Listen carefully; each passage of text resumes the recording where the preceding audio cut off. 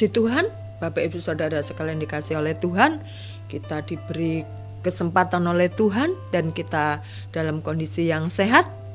Amin, haleluya. Ya, saya juga suara agak serak-serak, batuk-batuk sedikit ya. Saya anggap sehat aja. Ya, puji Tuhan. Mari kita berdoa sebelum kita belajar lagi firman Tuhan. Puji syukur kami naikkan kepada Tuhan, karena Engkau baik dalam kehidupan kami Tuhan, dan kami percaya Engkau terus menjaga kami, Engkau terus melindungi kami, dan Engkau terus bekerja dalam kehidupan kami. Terima kasih Tuhan, dan kami mau belajar lagi akan firman-Mu.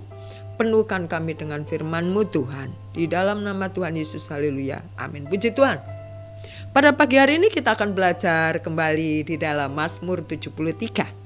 Mazmur 73 ayat 25 sampai ke 26. Puji Tuhan. Mazmur 73 ayat 25 dan 26, di sini pergumulan dan pengharapan, sehingga di sini dikenal dengan Mazmur Asaf, karena setiap ayat-ayat itu punya makna dan bisa menjadi puji-pujian, ya. Puji Tuhan. Demikian bunyinya. Siapakah gerangan ada padaku di surga selain Engkau? Selain Engkau tidak ada yang kuingini di bumi. Sekalipun dagingku dan hatiku habis lenyap, gunung batuku dan bagianku tetaplah Allah selama-lamanya. Wow, itulah suatu ungkapan yang begitu mendalam kepada Tuhan. Dan pada pagi hari ini saya akan memberikan judul, yaitu Dialah segalanya. Wow. Ya, Bapak Ibu yang usianya di atas 50 tahun mungkin masih ingat dengan lagu Dialah segalanya. Dialah segalanya, Dia bagiku. Wah, ya itu ya, lagu lama.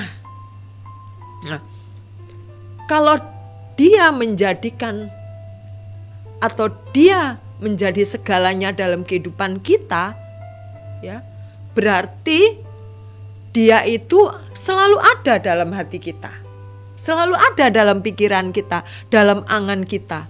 Hanya Dia, karena kan yang menjadi segalanya dalam kehidupan kita tidak bisa terlepas dari angan-angan kita, dari kerinduan kita, ya. Dia yang menjadi sentral dalam kehidupan kita, yaitu Tuhan, yaitu Yesus Kristus yang menjadi Tuhan dalam kehidupan kita. Dialah sentral dan yang terutama dalam hidup kita. Ya. Puji Tuhan. Bapak Ibu Saudara yang dikasihi oleh Tuhan, pemazmur mengatakan, siapa gerangan ada padaku di surga selain Engkau? Selain Engkau tidak ada yang kuingini di bumi ini. Tidak ada selain Tuhan. Ya. Ini kan menunjukkan betapa Dia ini sungguh-sungguh bergantung. Nah, tidak lepas dari bergantung. Bergantung sepenuhnya kepada Tuhan. Ketergantungan yang begitu mutlak terhadap Tuhan. Permanen, ya. Sehingga dia mengatakan Tuhan itu segala-galanya dalam kehidupan dia. Tidak ada yang lain, kata pemazmur. Segenap hati, segenap jiwa. Kita buka dulu di dalam Injil Matius. Nah, Injil Matius 22 Bapak Ibu.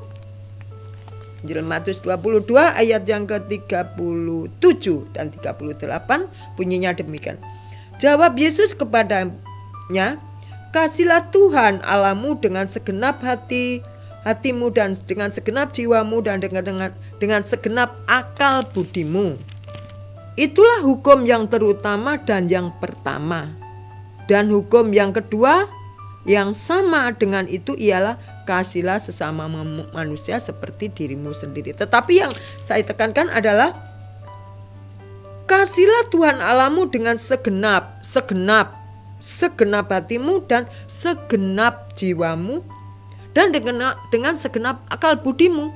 Tidak ada ruang untuk orang lain dalam diri orang yang menganggap Tuhan itu, mengasihi Tuhan itu dengan segenap hatinya, segenap akal budinya dan segenap jiwanya.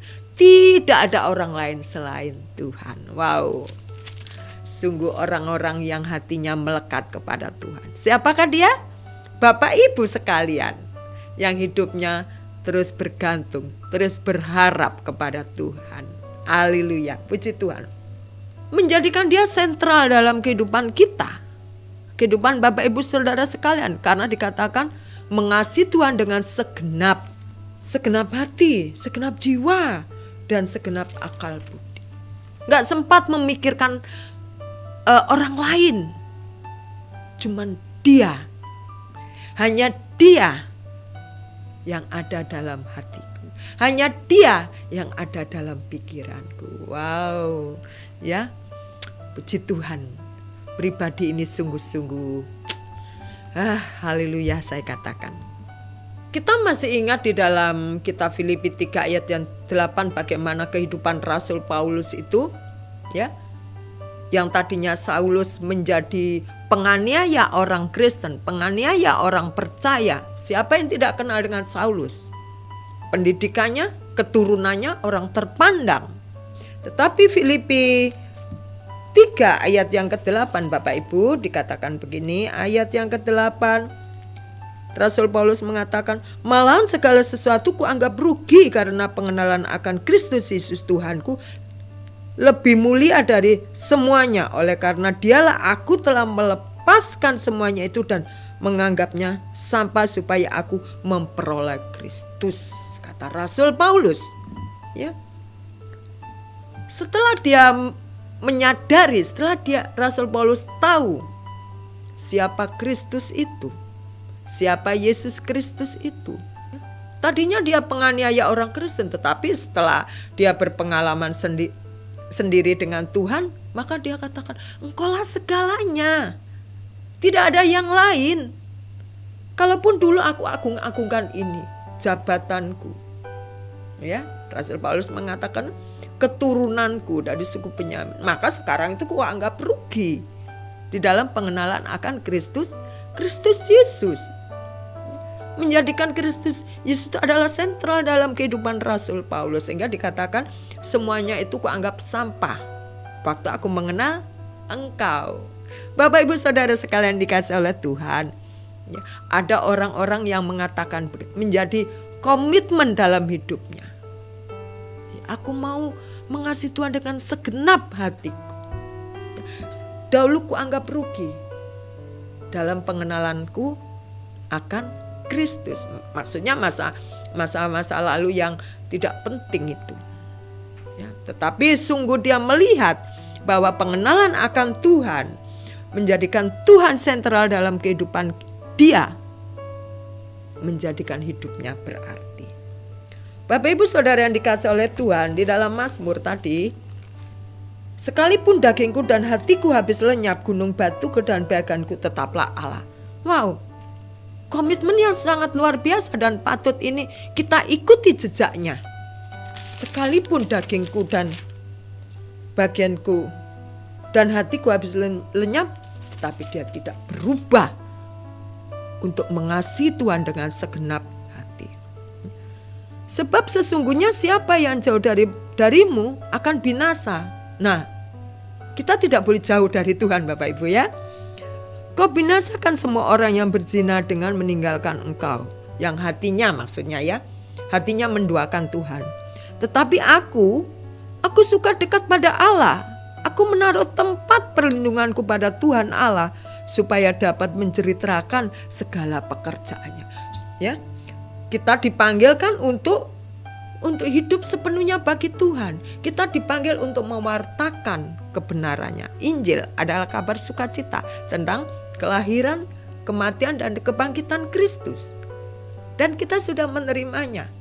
Oleh karena itu Bapak Ibu Saudara sekalian, sekali lagi di tahun 2025 ini saya percaya semakin banyak tantangan, semakin banyak tekanan dalam kehidupan kita, semakin banyak pergumulan, persoalan, tetapi biarlah kita katakan, Tuhan, Engkaulah tempat perlindunganku dan Engkaulah segalanya dalam kehidupanku.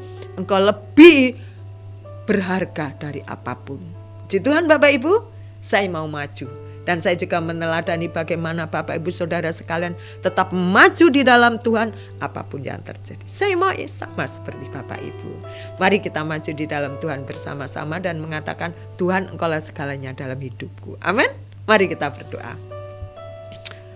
Terima kasih Tuhan Yesus, ajar kami di dalam pengakuan kami mengatakan Engkaulah segalanya dalam kehidupan kami.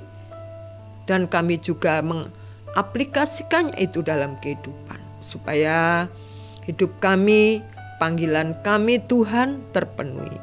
Waktu Engkau memanggil kami, hidup kami sungguh menjadi suratan yang terbuka bagi banyak orang.